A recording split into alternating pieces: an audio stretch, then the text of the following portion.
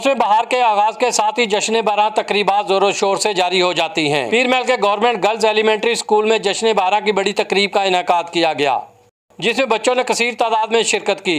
बच्चों की मुख्तलिफ दिनों पर परफॉर्मेंस ने पाकिस्तानी सकाफती रंग पेश किए, जिसे शुरा ने खूब पसंद किया। बच्चों ने मुख्तलिफ प्रोग्राम में पार्टिसिपेट किया है, स्टॉल्स वगैरह लगाए हैं, बच्चे भी खुश हैं, वालिदैन भी खुश हैं। स्कूल एजुकेशन डिपार्टमेंट की तरफ से बेनज़ीर पार्क में चारों सूबों की सकाफत की अक्कासी करते हुए स्टॉल भी लगाए गए।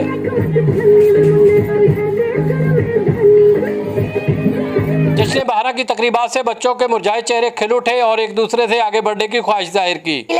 हमने आज स्टॉल लगाया है और हमने फंक्शन में भी हिस्सा लिया है, हमें आज बहुत मज़ा आया। आज जश्न बहार है, हमने बहुत एंजॉय किया, मैंने फंक्शन में भी हिस्सा लिया, इसलिए हमें बहुत मज़ा आ रहा है। इस तरह की तकरीबात से न सिर्फ बच्चों को अपना कल्चर जानने का मौका मिलता है, बल्कि उनमें एतमाद की फ़िज़ा भी कायम होती है। कैमरा टीम के साथ Mohammad Khalid MK, ARY news, Pir महल।